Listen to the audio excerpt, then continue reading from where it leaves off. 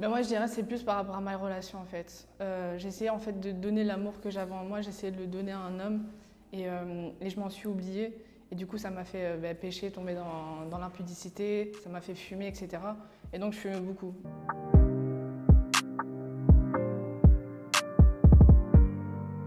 Salut, c'est Manon, bienvenue dans MJTV.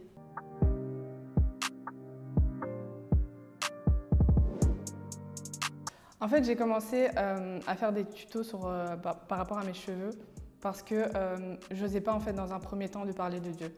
C'est bête à dire, mais j'avais pas encore cette assurance pour parler de Dieu parce que je me sentais pas légitime en fait.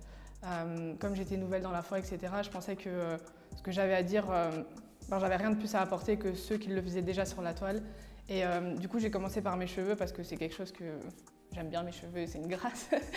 Mais je sentais après par la suite qu'en fait Dieu m'a donné les armes et m'a équipée en fait pour pouvoir parler de lui pleinement et de ne pas en avoir peur en fait.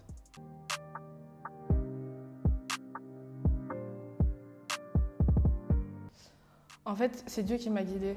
Je me suis pas dit ouais je veux me faire baptiser, en fait j'ai vraiment été touchée et je sentais que c'était le moment. Et pour la petite histoire, je me suis fait baptiser à Renipon, donc c'est une plage artificielle qui est située près de Rixensart.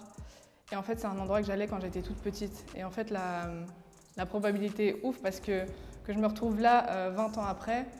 Je sais que c'est Dieu qui m'a positionnée là pour me dire ben je t'avais déjà choisi quand tu étais petite et l'histoire est belle quoi.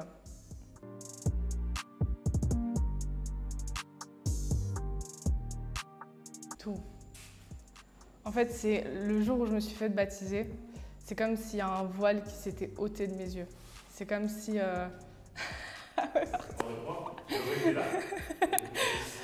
Il y a tout qui a changé en fait, parce que le jour où je me suis fait baptiser, c'est comme s'il y a un voile qui s'était ôté de mes yeux. C'est comme si la première partie de ma vie, j'avais eu de la buée sur les yeux et que là, d'un coup, elle s'était ôtée et je voyais enfin clair.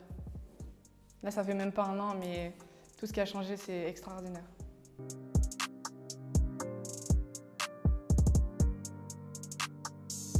La colère. La colère. Le plus gros péché, c'est la colère. En fait, j'étais quelqu'un de très colérique qui partait au quart de tour. En fait, j'ai un fort caractère, mais je n'arrivais pas à le contenir en fait. Donc je m'énervais très facilement et j'avais tendance à insulter facilement, etc. Et Dieu m'a totalement délivrée de ça. Là maintenant, en fait, il m'a donné une paix intérieure qui m'a permis en fait de canaliser l'énergie que j'avais au fond de moi et de pouvoir en fait dire les choses, mais de manière calme en fait, sans pour autant insulter et sans parler mal.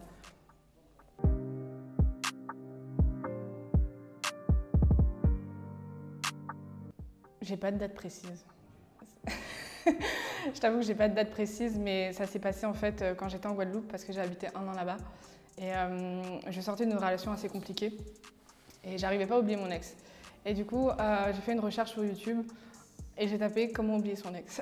Et je suis tombée sur les vidéos du pasteur Mike Todd, un américain. Et en fait, il avait fait une série de 8 vidéos justement sur les relations. Et suite à ça, après avoir regardé les 8 vidéos, j'ai acheté une Bible et j'ai plus jamais arrêté de la lire. Et vraiment, ma rencontre avec Christ s'est faite à ce moment-là parce que ça a changé le cours de mon histoire en fait.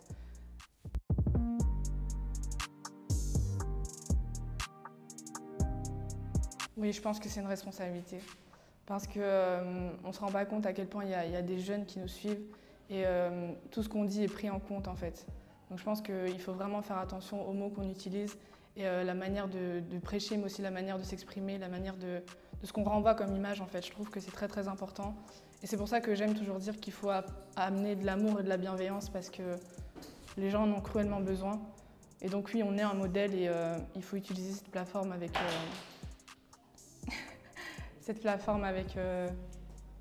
avec soin et faire attention à ce qu'on dit quoi.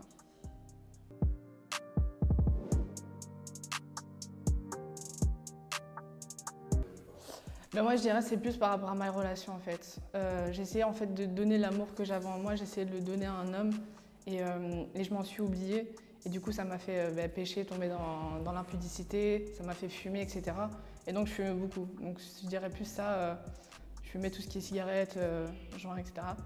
Et Dieu m'a délivrée également de ça, mais en fait j'étais dans un quotidien où j'essayais de plaire à un homme au lieu de d'abord plaire à Dieu.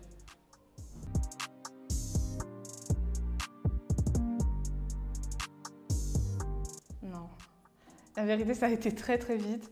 Et en fait, je savais que Dieu m'appelait sur les réseaux. Et j'ai mis beaucoup de temps en fait à répondre à cet appel parce que justement, je voulais pas être exposée et j'avais peur de ça en fait parce que j'avais peur de comment ça allait se dérouler, etc. Et j'ai répondu vraiment à l'appel pleinement il y a de ça 2 mois. Et en l'espace de 2 mois, Dieu a déjà tellement œuvré. Mais je m'attendais pas à ce que ça aille aussi vite, très honnêtement.